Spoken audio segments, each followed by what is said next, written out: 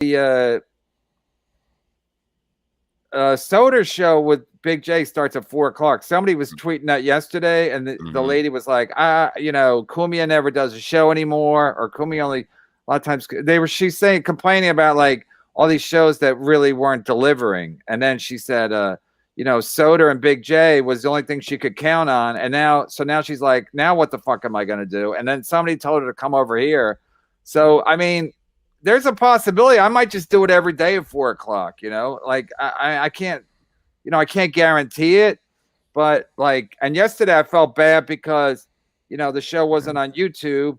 And then, like I said, I can't really put it on Patreon. So I felt like I owed the people the show. And I don't know if I'm going to do 4 days a week, but sometimes when I'm at Wednesday, I need a day to fucking just get shit done. I don't want to have to worry about doing the show. But now I'm thinking like, I might as well just go up against these motherfuckers, right? Take them down. Head to head. Let's take them down. Fuck go up against fucking Kumi every day and fucking Big J and fucking and Bobby Belly. Like, what the fuck? We'll take their audience. We don't give a shit. We're growing.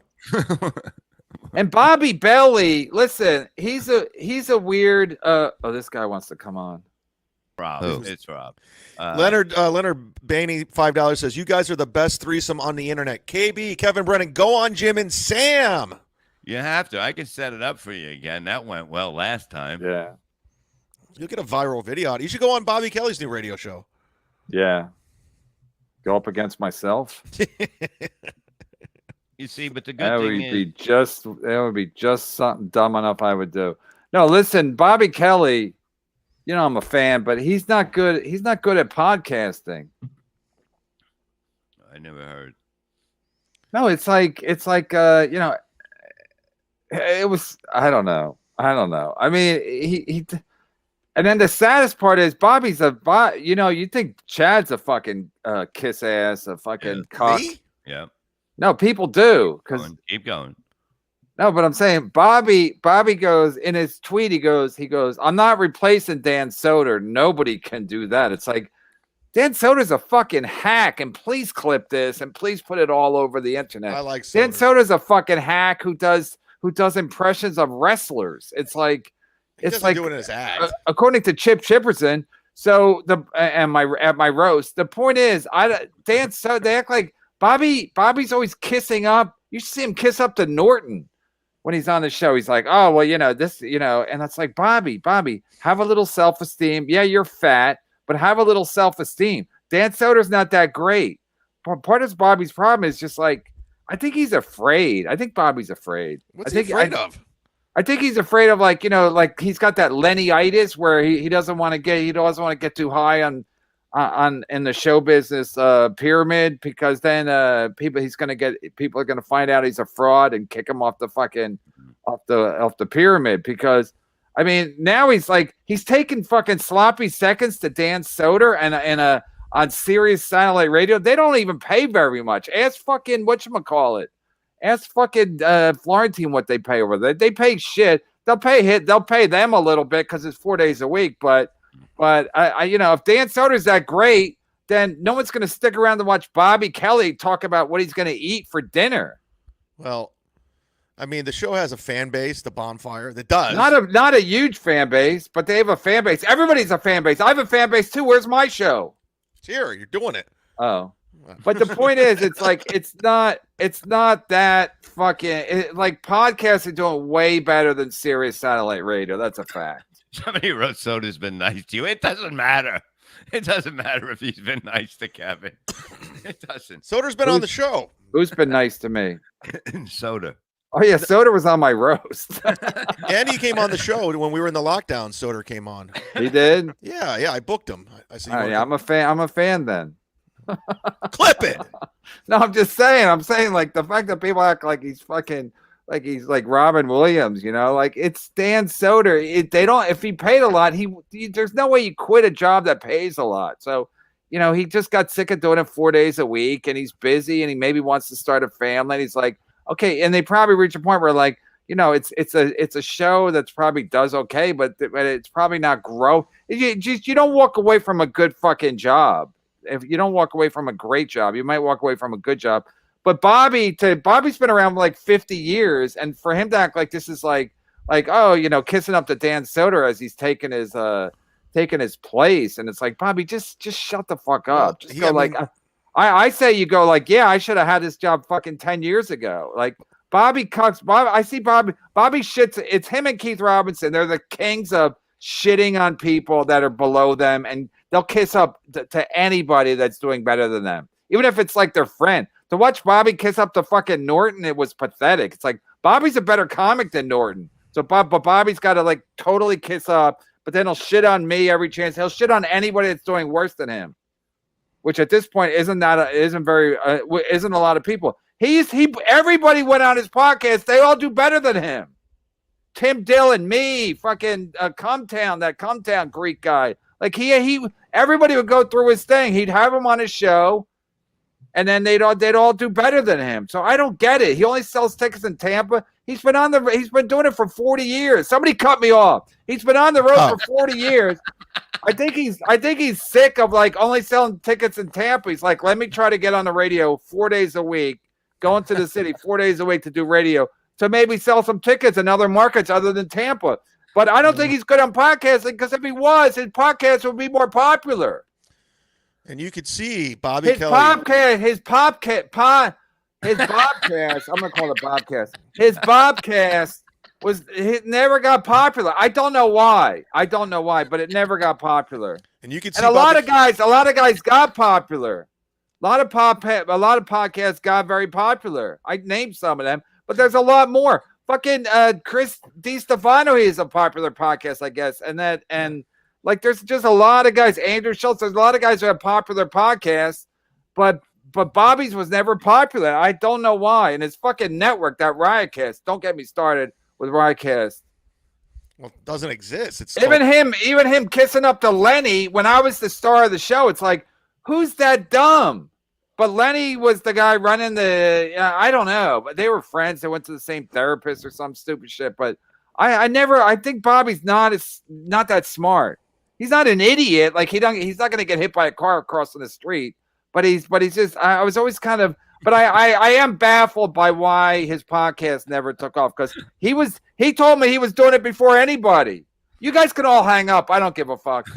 But he said he was doing it before anybody. He said him and Colin Quinn were doing a podcast in New York before anybody. And then Colin didn't want to do it. So then he's like, I'll just start my own fucking network. What year was that he started this? I don't know. Before like when Marin started his in like 2008, like years ago. Like fucking, I think maybe he started and then he stopped, but he was telling me a story one time over a big meal that he's just I didn't really listen to him, but I remember he was saying that he started before anybody. I think he started like when Marin started his. Because I think maybe he saw Marin was doing it, and him and Colin was like, I don't want to do this every week or whatever. So Bobby got mad, but then what could he do? You can't make a guy do a podcast. But he said his would have been huge. He said me and Lenny and fucking Liz would have been huge if we had stuck it out. But it's like he was the one tearing it apart. And also, it wouldn't have been that huge because Lenny only wanted to do one show a week. Lenny thought that was a big coup to do one show a week. And now I'm doing like 7-8 shows a week. I'm killing it. I'm literally killing it. You're Raising Bread $4.99. Bobby had Soder, Joe List, Louis J. Gomez as the original YWKD regulars, and he still couldn't make money. Yeah, that's what I'm talking about. They like he was touring with the guy from Cumtown, and he lets everybody walk through the fucking door, and he signs me and Lenny. I don't know. I don't know what the fuck he's doing. That's a very good point. Thank you. Who said that? Raisin Bread? Yeah. I'll go on blocks. But this is, let me put this back up. This is absolutely fucking, I know. And then he had Tim Dillon. He recommended Tim Dillon. He recommended Tim Dillon he got Tim Dillon the audition at the Cellar. He didn't get passed, but because I saw Tim Dillon that night. I said, who recommended? He said Bobby. So he was using all the best guys. All the best guys were coming through Bobby's show and Riotcast, and Bobby lets them all leave and etc. But it's like at some point you got to go, why? And then he signs me, and I have the best show fastest growing show there, and then he wants me to leave. So I don't know. I don't know if he's like threatened by better guys or he's uncomfortable, but like taking over, getting a job at Sirius Satellite Radio in 23 is not exactly. I mean, it's good, but it's not right, Bob. It's not nearly what it. I mean, it was at the beginning. It doesn't have the juice. It doesn't have the juice that it used to have. Because but you know, in 20 years ago, podcasts didn't exist. So if you got a job, if you got 4 days a week on Sirius Satellite Radio, that was fucking amazing. Yeah, or if you were involved in Howard Stern at all, or Opie and Anthony at all, because there's no competition. But now all there is competition. And I might single-handedly put them out of business if I might do 5 days a week just to put everybody out of business. Well, I think they only do 4 days a week at SiriusXM. I think they do Monday through Thursday. Yeah, I think Soder and Big J we're doing 2 shows. We're doing Monday, Tuesday, and 2 shows on Wednesday. Yeah, yeah, you're right. Because if they had to go to town on Thursday, so they were mailing it in absolutely, and then you know whatever. I mean, again, people listen to the show. It's just a matter of how many, you know, and. But I think people like the routine of it. So if they know the show's going to be on 4 o'clock every day, then that's one thing that they find comfort in. That's why I might start doing every day 4 o'clock, you know, because then people can't go, Morty Smith, $5 in weird money. He lets anyone walk through the double door. He's a big. I don't want to say anything bad about because I don't have a problem with him. He's always been nice. So Morty Smith always shits on you, so you should be grateful that he's not shitting on you today. Yeah. He's talking about Bobby. He lets anyone walk through his double door. Get it? He's a big fat guy. I got it immediately. I went to his special taping that Louis directed in St. Pete, and it was fine. He was great. He was being nice. He's like, go to the green room, get some food. I'm like, thanks.